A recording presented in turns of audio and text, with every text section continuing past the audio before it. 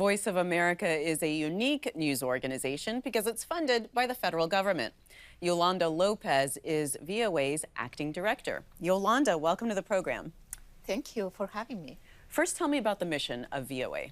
Well, the mission of VOA is to provide news and information around the world and to promote press freedom, democratic values, human rights. And our mission, it is, again, around the world, so we cater to an international audience. So that is why probably here inside the United States, a lot of people don't know about Voice of America, but make no mistake, we are very famous and popular around the world. So you've talked about the idea of, quote, public service journalism. What does that mean? Public service journalism, it is the kind of journalism that I think that everybody that starts studying journalism wants to do, like to hold the powerful accountable, to provide a voice to the voiceless, and to provide solutions. And that is then somehow along the way, some of those values, especially maybe if you go to the private sector, those are a little bit more difficult to accomplish. But when you work in an organization like the Voice of America, that's actually what we have to do, because we have to measure our impact that way in how we are making changes, how we are promoting democratic values, how we are promoting free press. So that is the kind of journalism that Voice of America does. But what do you mean by promoting free press? How does your organization do that overseas? So we do that first. Our bread and butter is covering the news, and covering the news in an unbiased and balanced way, comprehensive way, but also by helping local journalists in regions where there is no press freedom, to make sure that they have the tools and they have the knowledge to do their work and to do their work safely.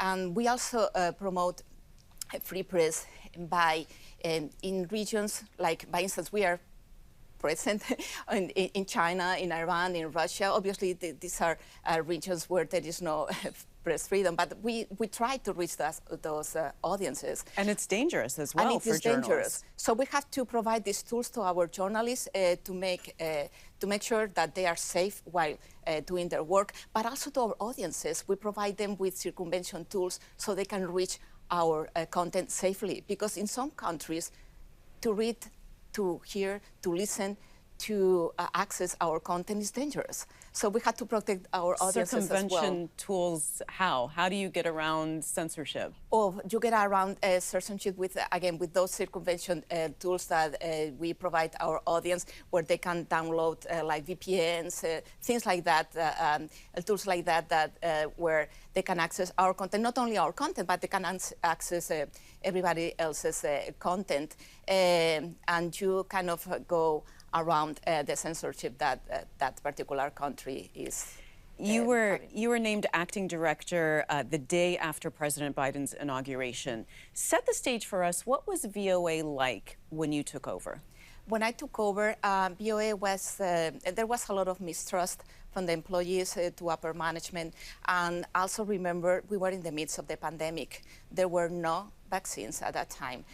So it was a very scary, dark time for all of us in VOA. But the thing is that because I had been working at VOA at that time for more than 5 years, it was really took over and hit the ground running. Because I already knew these challenges. I had been through those challenges myself. So even though it was difficult, it was a difficult situation for all of us, we started, listening to the employees, open up. The management, all the managers opened up to everyone. First, again, we listened to what their fears, their complaints, their concerns, and we started addressing those concerns right away, because we do believe that the employees are taken care of. They are going to deliver the best product for our audience, and to deliver that product and the news to our audience, it is important that employees believe in the mission and that they trust that we are doing, management is doing what they can to fulfill that mission. I want to ask you about Afghanistan, because it's been a year since the U.S. Troops pulled out. How did you help get VOA journalists out of Afghanistan safely? That was the most difficult time in my entire career, not only at VOA, but as a journalist, as a human being, period.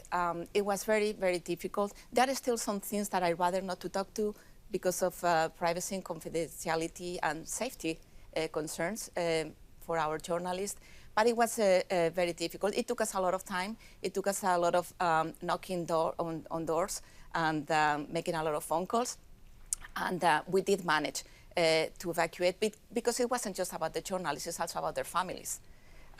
Because you can evacuate a journalist, but if the family continues to be there and the Taliban knows, that can be challenging for them. So again, without going into details, it was difficult.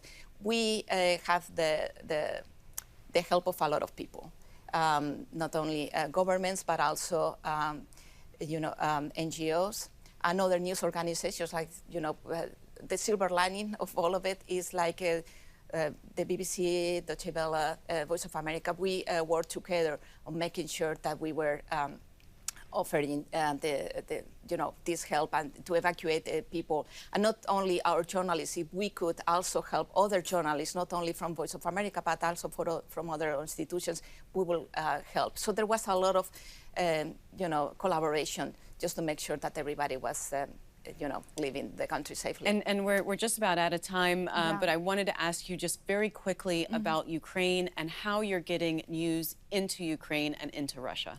Well, into Ukraine, we are getting news, okay. We have our affiliates, we have our own satellite there. Our news are not blocked.